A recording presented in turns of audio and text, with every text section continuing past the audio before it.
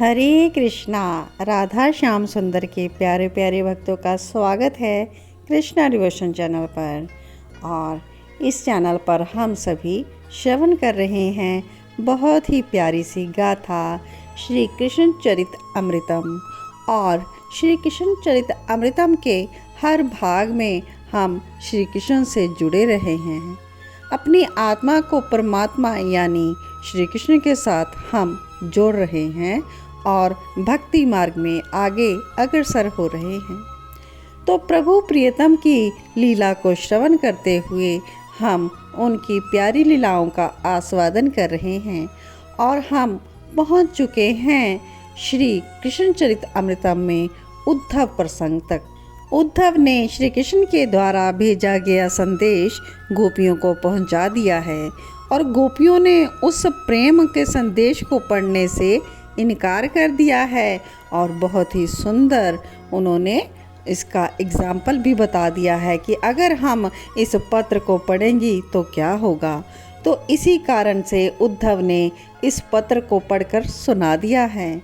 और इस पत्र के माध्यम से उद्धव ने अपने ज्ञान उपदेश तत्व को भी बता दिया है, तत्व का ज्ञान दे दिया है और श्री कृष्ण का संदेश भी पहुंचा दिया है।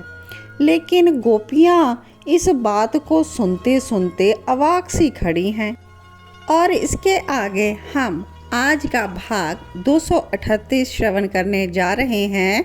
इसमें गोपियां उद्धव को क्या उत्तर देती हैं, इसी का शीर्षक है उद्धव प्रीत किए पछतानी। तो आइए श्रवण करते हैं। प्रेम में उपदेश कहाँ, प्रेम में साधना अनुष्ठान कर्तव्य नियम कुछ भी तो नहीं होता। प्रेम अपने आप में पूर्णतम है, इसलिए उसे किसी की आवश्यकता ही नहीं है। बस प्रियतम, बस और कुछ नहीं। हाँ, इसमें एक ही वस्तु पाई जाती है, वो है आत्मसमर्पण। सब कुछ सौंप देना प्रिय को। कान से बस उसको सुने, आँख से बस उसको ही देखें, जिह्वा से उसको ही गाएं, पाँव उसकी गलियों में ही घूमते रहें, सिर उसके पाद पद्मों में ही झुका रहे।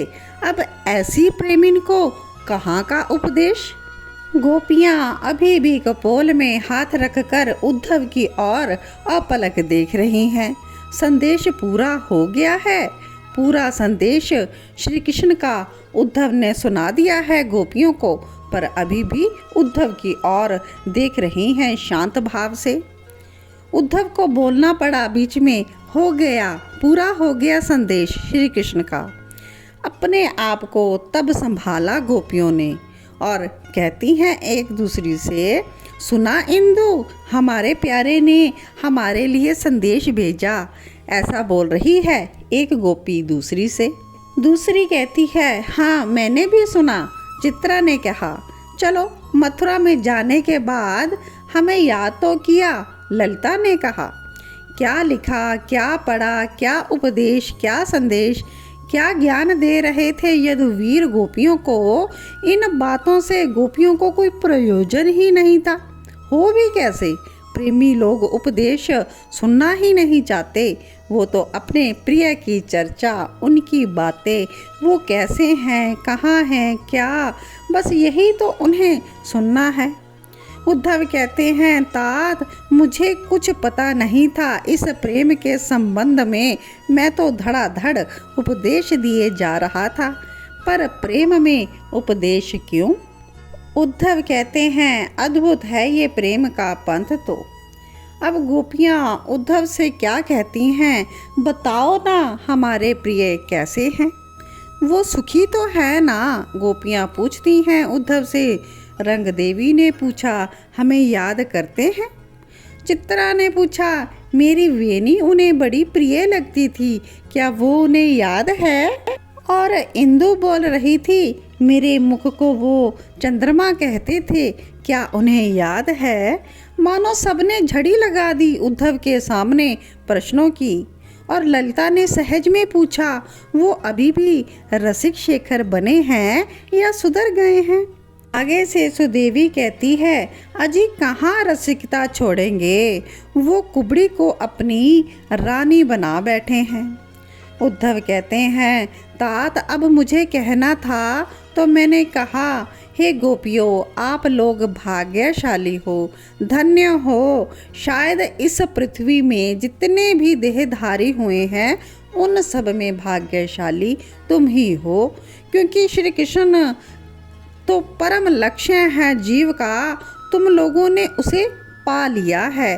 कितने सुंदर क्षण बिताए श्री कृष्ण के साथ, तुमसे बड़ा भाग्यशाली और कौन हुआ है और ना आगे होगा ही। उद्धव कहते हैं विदुर जी से कि मैंने गोपियों की प्रशंसा की थी, लेकिन ये गोपियां आगे से कहती हैं, अरे रहने दो उद्धव, ऐसे भाग्य से अच्छा था दुर्भाग्य। ना मिलता हमें ये सुख, बहुत अच्छा होता, हम खुश रहती, हम प्रसन्न रहती, अपने घर गृहस्थी में मस्त रहती।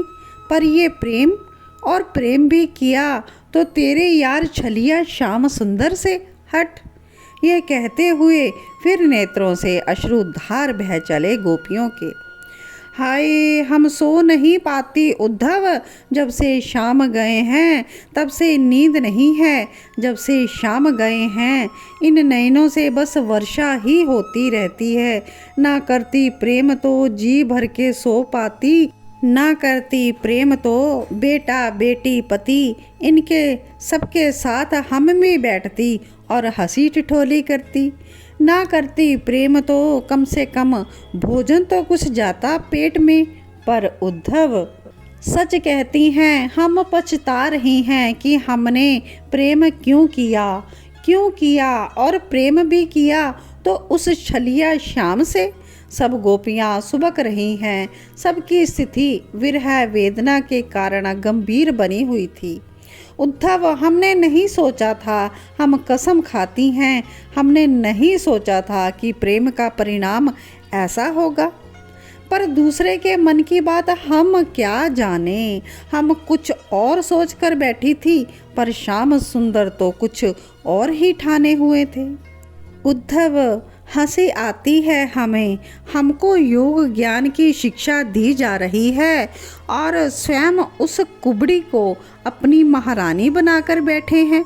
वाह जी वाह। अब गोपियों के अश्रुधार तेज होने लगे थे, वो अब नाले के रूप में परिणत होकर बह चले थे और कहती हैं, हमें आलिंगन किया है श्याम सुंदर ने।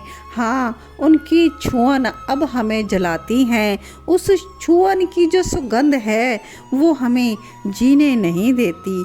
क्या इसे सौभाग्य कहोगे उद्धव? हम ना जी पा रही हैं ना मर सकती हैं। ये कहते हुए सब गोपियाँ धड़ाम धड़ाम धड़ाम से धरती पर गिरने लगती हैं। और मैं परम ज्ञानी उद्धव, ओहो, मैं समझ ही नहीं पा रहा था कि ये क्या हो रहा है। और आज का यह मार्मिक प्रसंग यहीं पर मैं विराम करती हूँ और आगे का प्रसंग आप प्लीज़ कंटिन्यू रखिए और प्रभु का यह ज़रूर चरित्र श्रवण कीजिएगा। यह गाथा गोपियों के प्रेम की गाथा अद्भुत प्रेम से भरी हुई, आप मिस ना कीजिएगा। तो सबको जय श्री कृष्णा, जय श्री राधे। प्रीत मोहन से की इस भरोसे पे की, 4 दिन जिंदगी के गुजरे जाएंगे, 4 दिन जिंदगी के गुजरे जाएंगे। ये पता भी न था ये दौर भी आएगा, वादा कर के वो हम से मुकरे जाएंगे, वादा कर के वो हम से मुकरे जाएंगे। प्रीत मोहन से की इस भरोसे पे की, 4 दिन जिंदगी के गुजरे जाएंगे।